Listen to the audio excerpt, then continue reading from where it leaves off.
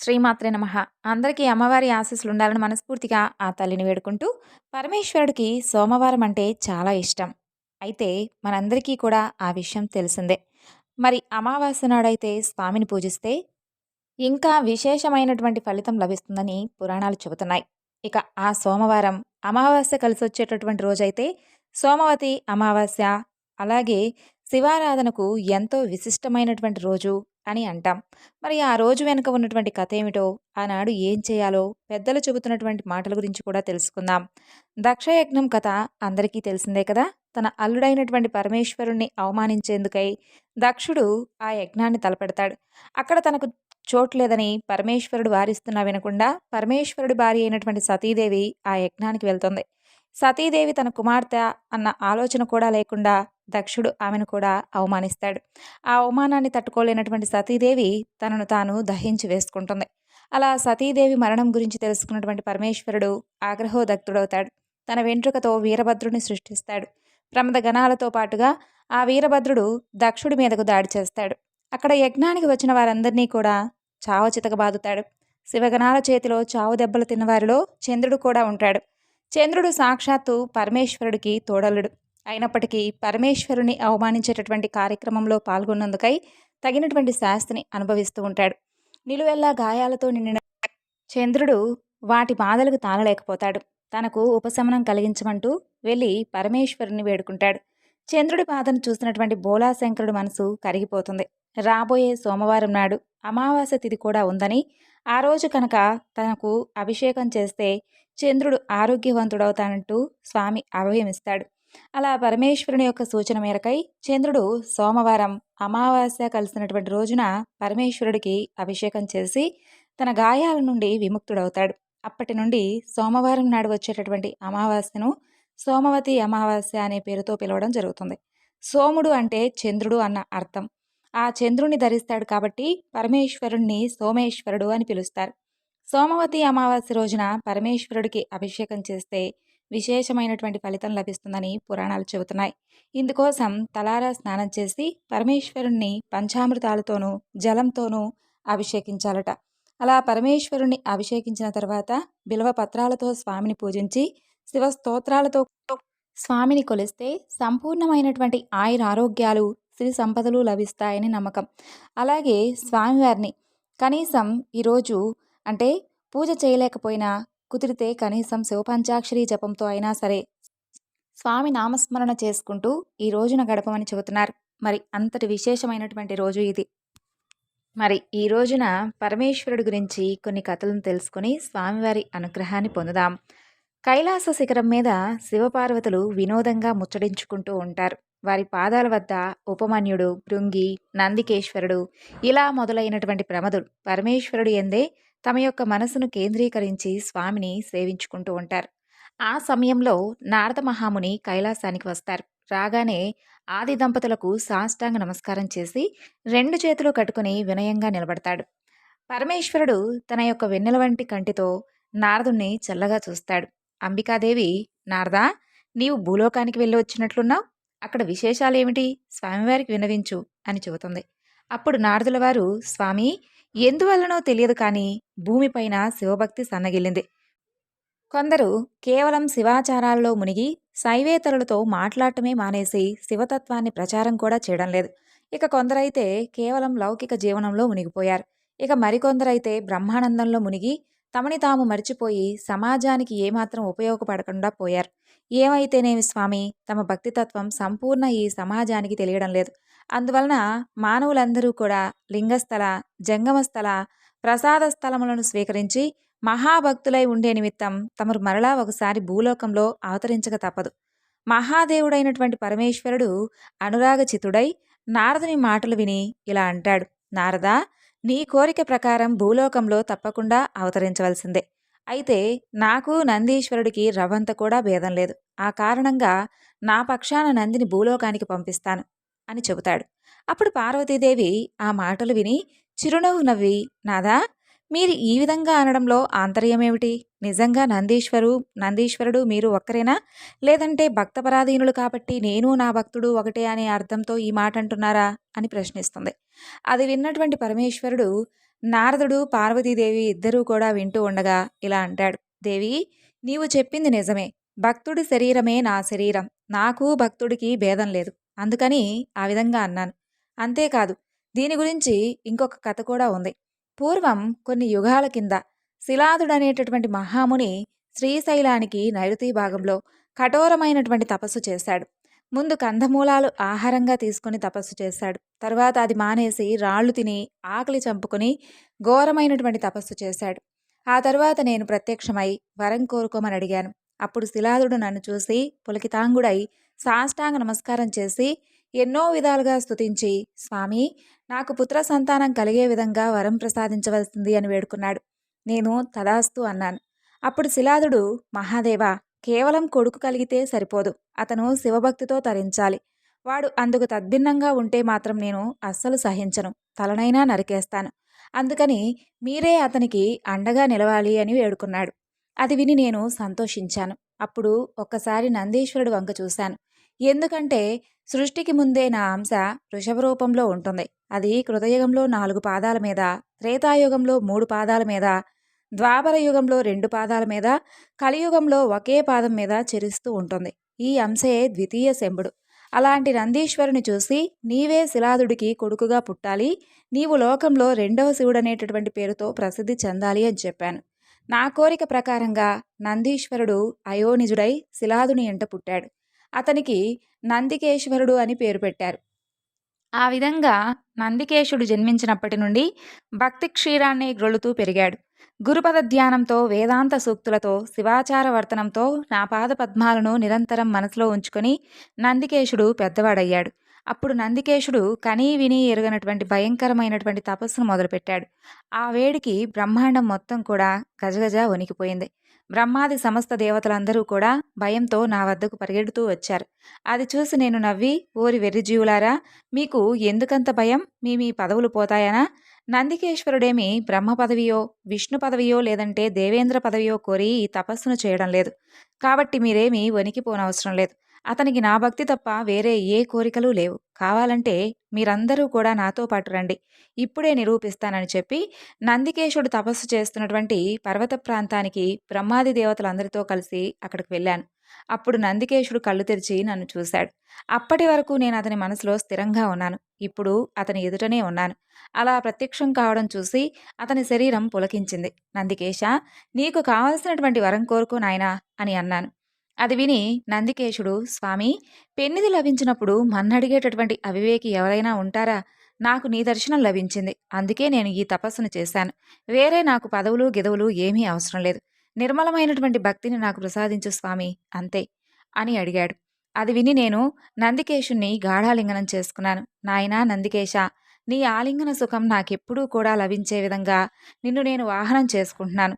పూర్వం నీవే నా వాహనానివి అని చెప్పి నేను నందికేశునికి ప్రమద గణాధిపతిగా పట్టం కట్టాను. సర్వజ్ఞత్వాన్ని ప్రసాదించాను. అప్పుడు నా వెంట బ్రహ్మ, విష్ణు, దేవేంద్రాది సమస్త దేవతలందరూ కూడా అది చూసి నందికేశునికి సాష్టాంగ నమస్కారాలు చేశారు. ఇక నందికేశుడు వారిని దయతో చూశాడు. ఆ విధంగా దేవతలందరూ కూడా వారి వారి భయాలను పోగొట్టుకున్నారు. శ్రీశైల నైరుతి ప్రాంతంలో నందీశ్వరుడు తపస్సు చేసినటువంటి ఆ ప్రదేశానికి నాటి నుండి నంది మండలం అనేటటువంటి పేరు వచ్చింది. అక్కడకు వచ్చినటువంటి సమస్త జీవజాలము మోక్షాన్ని పొందగలిగే విధంగా వారిని అనుగ్రహిస్తున్నాను. ఇలాంటి నందికేశుని యొక్క చరిత్ర విన్నవారు, వినిపించిన వారు స్థిరబుద్ధి, దృష్ట అదృష్ట సమస్త సిద్ధులు, వాక్శుద్ధి, భక్తి సంపద పొందగలుగుతారు. కాబట్టి దేవి, ఇలాంటి నందీశ్వరుడు సాక్షాత్తు నేనే అంటూ పరమేశ్వరుడు నారద పార్వతీదేవులు వినగా ఈ విధంగా వివరించాడు. అప్పుడు పార్వతీదేవి, ఇంతటి నిరహంకారము, సదాచారము, నిరంతర భక్తి, ప్రభుభక్తి, సిద్ధ పాండిత్యము, నిత్య సత్యము, సౌకుమార్యము, ఆత్మతత్వము, విశుద్ధ చరిత్రము, పుణ్యగోత్రము, ఇంతటి మంగళకరమైనటువంటి మూర్తి, కీర్తి నందికేశుడికి తప్ప మరెవ్వరికీ లేవు స్వామి. అందుకే నందీశ్వరుడికి తప్ప మరెవరికీ కూడా మిమ్మల్ని మోయగలిగేటటువంటి శక్తి కూడా లేదు. నిజంగా ఇతను సాక్షాత్తు మీ అంశే అంటూ పరమేశ్వరుడితో అంటుంది. విన్నావా నారదా నందికేశుని యొక్క ఘనత అంటూ పరమేశ్వరుడు నారదుడితో అంటాడు. అలా పరమేశ్వరుని యొక్క దయార్థ చిత్తంతో తలమునకలైనటువంటి నందికేశుడు భయము, సిగ్గు, సంతోషము వెల్లివిరిసేటటువంటి చూపులతో తనకు ఆభరణ ప్రాయాలు కాగా శరీరం అంతా కూడా పులకించి కంటి వెంట ఆనంద బాష్పాలు రాలుతూ ఉండగా పరమేశ్వరుని శరణుజొచ్చి చేతులు జోడించి తలపై పెట్టుకొని పరమేశ్వరుణ్ణి కొనియాడతాడు. అప్పుడు పరమేశ్వరుడు నందికేశుణ్ణి దగ్గరకు తీసి ప్రేమతో ఇలా అంటాడు: నాయనా నందికేశ, నీకు నా తత్వాన్ని గురించి లోగడ ఎన్నోసార్లు ప్రబోధించాను. పార్వతీదేవి కన్నా, ప్రమదగణం కన్నా కూడా నా గురించి నీకే ఎక్కువగా తెలుసు. అందుకే నీకు సర్వజ్ఞుడనేటటువంటి పేరు. ఈ తత్వం వేదస్మృతులకు మూలం. ఇదే ధర్మశీలం, ఇదే విమలాచారం, తత్వసారం, సుమహతత్వం.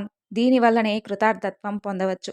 ఇదే ఆదిపదం అంటూ నా భక్తితత్వం నీ వల్లనే మరలా భూలోకంలో ప్రచారం చెందవలసి ఉంది. అందువలన నీవు మానవ లోకానికి వెళ్ళాలి. అక్కడ ద్వితీయ శంభుడనేటటువంటి పేరుతో నీవు ప్రసిద్ధి చెందు. లోక శ్రేయస్సు కొరకు, భక్త శ్రేయస్సు కొరకు మా కోరిక నెరవేరే విధంగా నీవు మానవ రూపంలో పుడమిని పావనం చేయడానికై బసవుడనేటటువంటి పేరుతో వెళ్ళాలి అని చెబుతాడు స్వామి.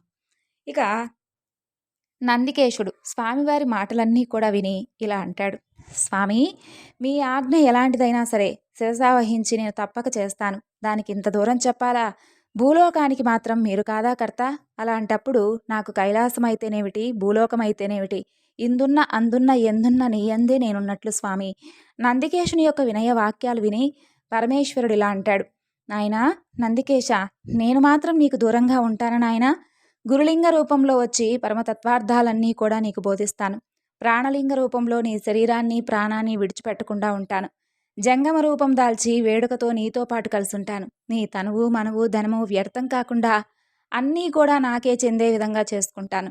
నాకు ప్రమదులు ప్రాణ సమానులు. ఆ సమస్త ప్రమదగణానికి నీవు ప్రాణానివి. అటువంటి నీకు నాకు దూరం అనేది ఒక్క క్షణం కూడా ఎన్నడూ ఎక్కడా ఉండదు అంటూ ఈ విధంగా పలికినటువంటి పరమేశ్వరుడి మాటలు విని నందీశ్వరుడు తనవెల్లా చేతులైనట్లుగా ఆ స్వామికి నమస్కరించి భూలోకానికి ప్రయాణం కడతాడు.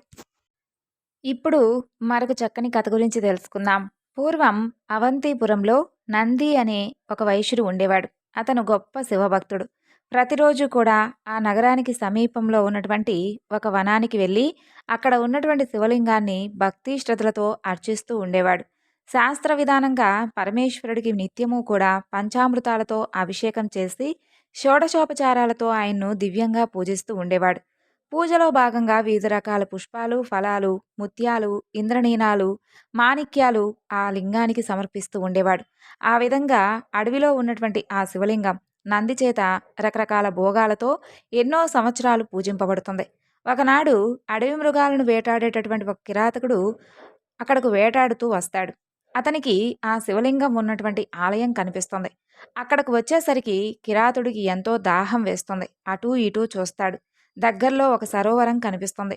ఒడ్డున తన సామాన్లన్నీ కూడా పడేసి సరస్సులోకి దిగి కడుపు నిండా నీళ్లు తాగుతాడు.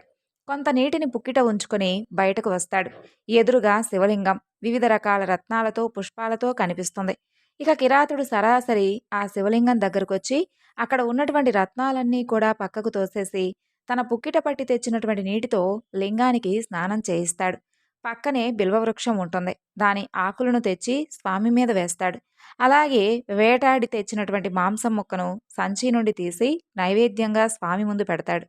అలా తనకు తోచిన రీతిలో శివపూజ చేసినటువంటి ఆ కిరాతుడు, స్వామి శంకర, నిన్ను చూస్తే నాకెంతో ఆనందంగా ఉంది. ప్రతిరోజు నీకిలాగే పూజలు చేస్తాను. నన్ను కరుణించు స్వామి అంటూ వేడుకుంటాడు.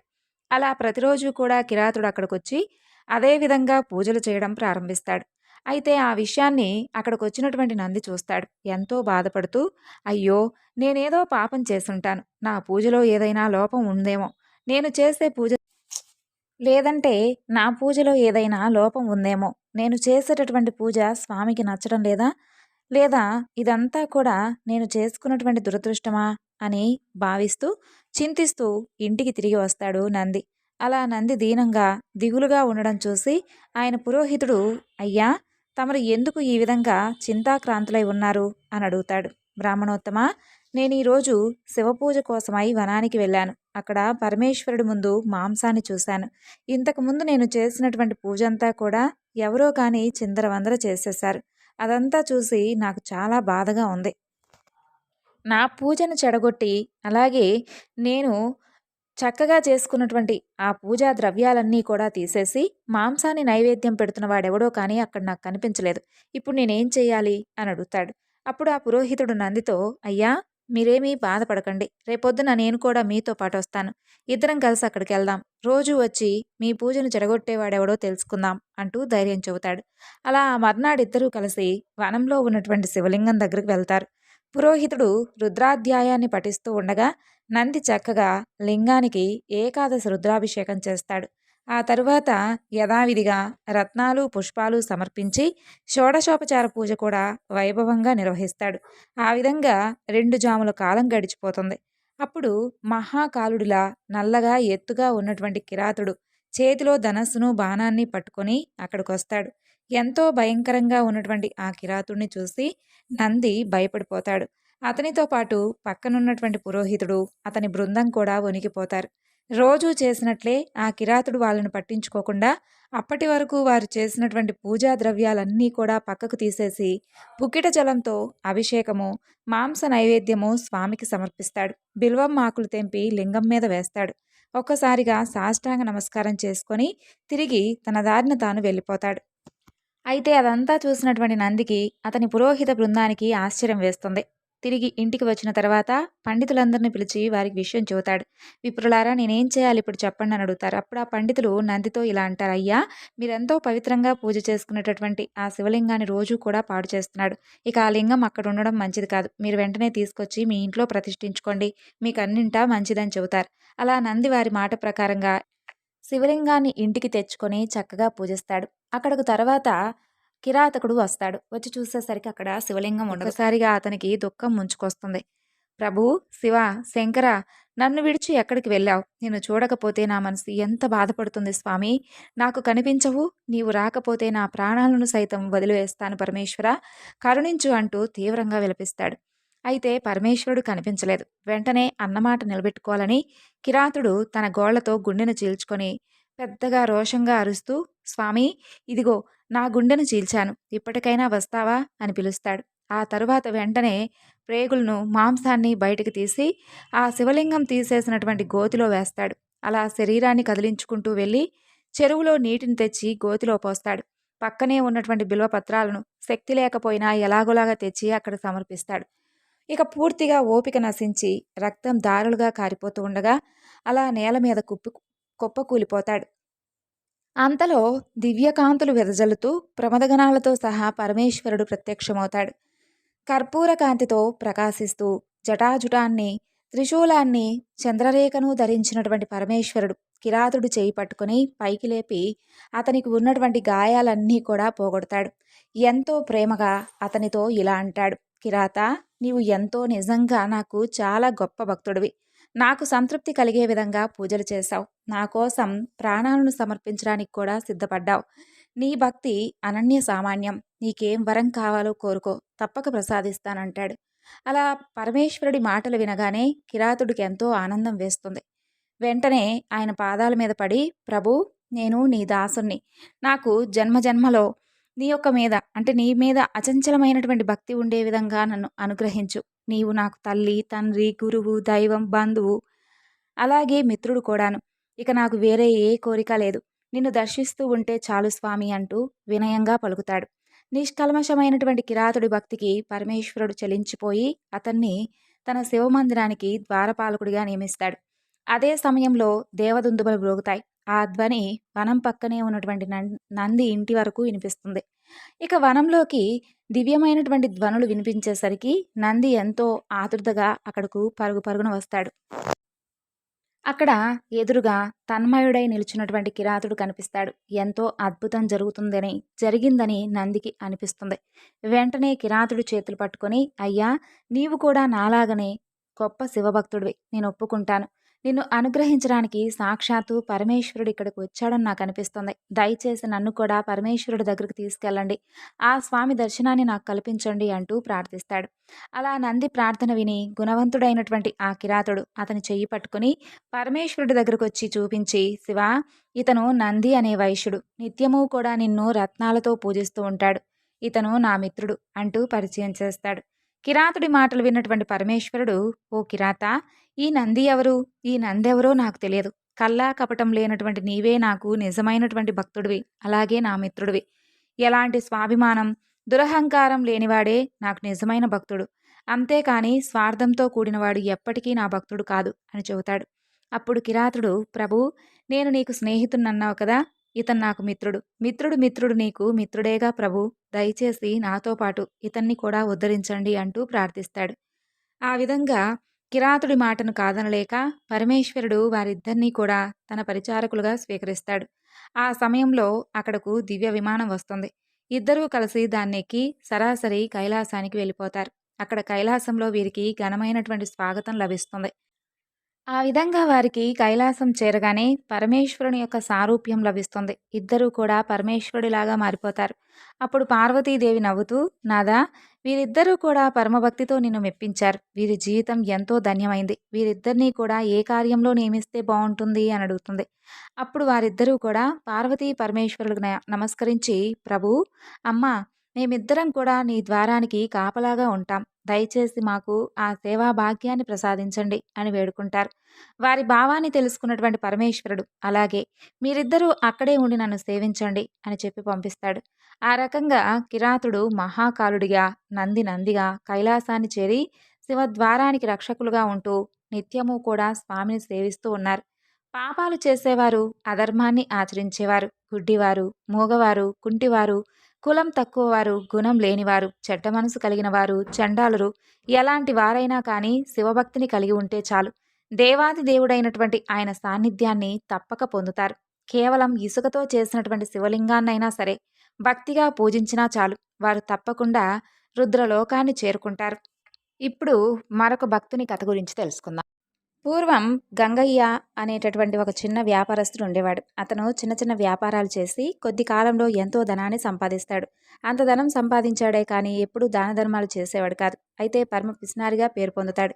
కల్తీ వ్యాపారాలు చేసి ప్రజలను విపరీతంగా దోచుకుంటూ ఉండేవాడు. అలా బ్రతికినటువంటి ఆ యొక్క గంగయ్య ఒకనాడు, అంటే కొన్ని సంవత్సరాల తర్వాత మరణించి తర్వాత మరుజన్మలో ఆ పాపాల ఫలితంగా గుడ్డివాడిగా జన్మిస్తాడు. ఒక నిరుపేద కుటుంబంలో పుట్టుకతో కంటి చూపు లేకుండా జన్మించినటువంటి గంగయ్య చిన్నతనంలోనే తల్లిదండ్రులను కోల్పోతాడు.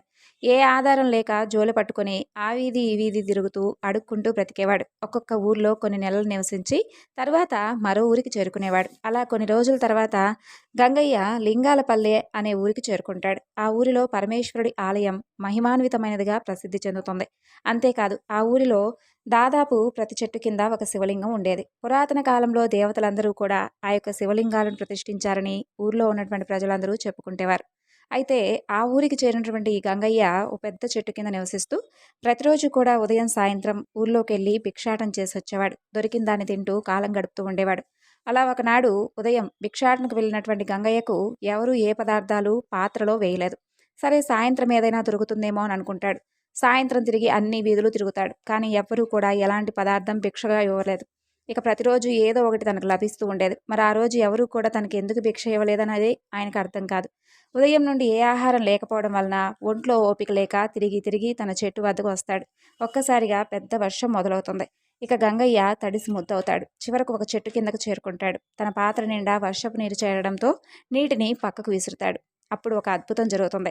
గంగరాజుకు ఒక్కసారిగా కంటి చూపు వస్తుంది. అంతేకాదు, తన పక్కన బంగారు నాణేల మూట కనిపిస్తుంది.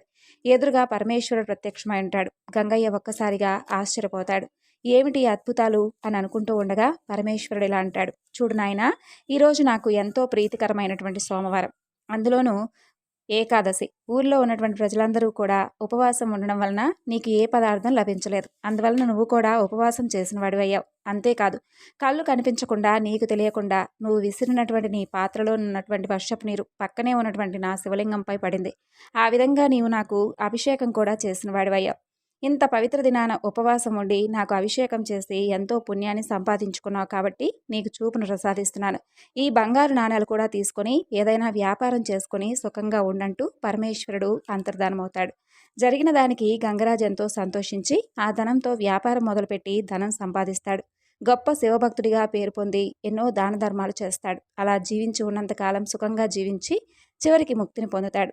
కాబట్టి పరమేశ్వరుడు అల్ప సంతోషి. ఒక్క బిల్వదళంతో స్వామిని పూజించినా ఎంతో తృప్తి చెందుతాడు.